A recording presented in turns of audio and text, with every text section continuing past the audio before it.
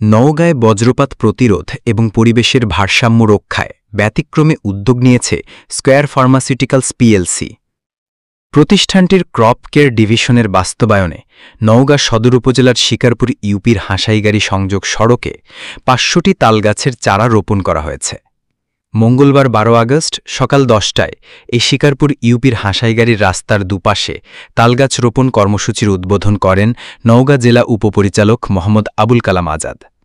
অনুষ্ঠানে আরও উপস্থিত ছিলেন উপজেলা কৃষি অফিসার মনিরুল ইসলাম, কৃষি সম্প্রসারণ অফিসার মোহাম্মদ নুরুজ্জামান রনি, অতিরিক্ত কৃষি অফিসার ফিরোজুল ইসলাম, অতিরিক্ত উপপরিচালক শস্য খলিলুর রহমান, অতিরিক্ত উপপরিচালক উদ্যান রেজল করিম মোহাম্মদ মেহেদুল ইসলাম, অতিরিক্ত উপপরিচালক উদ্ভিদ সংরক্ষণ নওগাঁ স্কয়ার ফার্মাসিউটিক্যালস পিএলসির ক্রপ কেয়ার ডিভিশনের কৃষিবিদ Mohammad Farid Ahmed, zonal sales manager Mohammad Abdur Rahim, crop care division Mohammad Murad ও ফিল্ড ম্যানেজার রাজা মিয়া সহ প্রমুখ।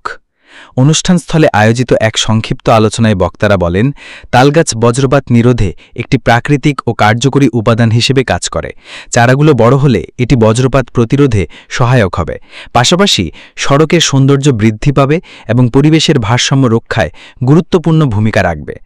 স্কয়ার ফার্মাসিউটিক্যালসের কর্মকর্তারা জানান, শুধু এ এলাকায় নয়, সারা দেশব্যাপী চলতি বছরে প্রতিষ্ঠানটির পক্ষ থেকে ১০,০০০ তালগাছের চারা রোপণের পরিকল্পনা গ্রহণ করা হয়েছে। পরিবেশ বান্ধব এ উদ্যোগকে স্বাগত জানিয়েছেন স্থানীয় কৃষক ও সুশীল সমাজের প্রতিনিধিরা। তারা আশা করছেন, সরকারি বেসরকারি পর্যায়ে এমন উদ্যোগ অব্যাহত থাকলে আগামীতে নওগাঁসহ অন্যান্য জেলাগুলোতে বজ্রপাতজনিত প্রাণহানি কমে আসবে বলে জানান। ধন্যবাদ আপনাকে।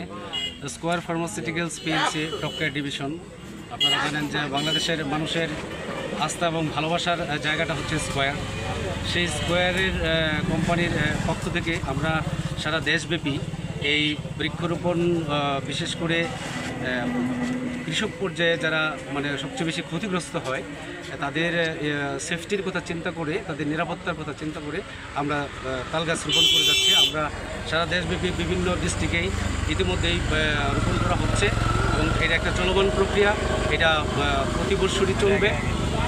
আর একটা বিষয় হচ্ছে যে এই তালগাছ লাগানোর পাশাপাশি আমরা কিন্তু প্রতি বৎসরই বিভিন্ন প্রাইমারি স্কুল এবং মাদ্রাসাগুলোতে আমরা মেডিসিনাল যে প্ল্যান্টগুলো আছে, বিশেষ করে স্কুল গোয়িং যারা স্টুডেন্ট আছেন তাদের ভিতরে আমরা অ্যাওয়ারনেস বিল্ড আপ করার জন্য যে মেডিসিনাল প্ল্যান্টের যে উপকারী দিকগুলো সেটা তাদের সামনে তুলে ধরছি এবং এটা আমাদের চলমান একটা প্রক্রিয়া।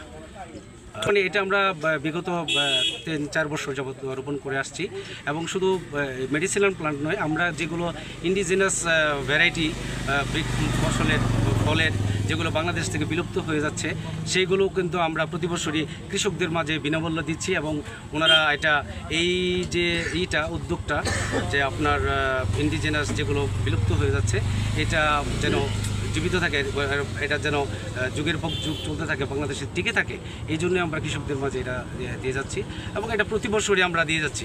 এটা একটা যেমন গত বছর আমরা দিলাম ১,০০০ স্কুলে, এই বছর আমরা দিচ্ছি ১২০০ স্কুলে। নেক্সট ইয়ার ইনশাল্লাহ এটা আমরা আরও উত্তরোত্তর বৃদ্ধি করব। এই প্রোগ্রামটা আমাদের একটা চলমান থাকবে। আপনাকে এই তাল গাছটা রোপণ করা হলো, আপনারা কি জানেন?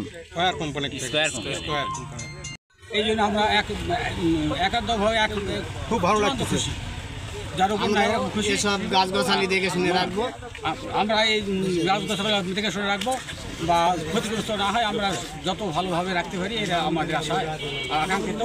আমাদের হয়তো স্কয়ার কোম্পানি একটা বিশেষ উদ্যোগটা আমাদের ভালো লাগছে, আমরা খুশি হয়েছি।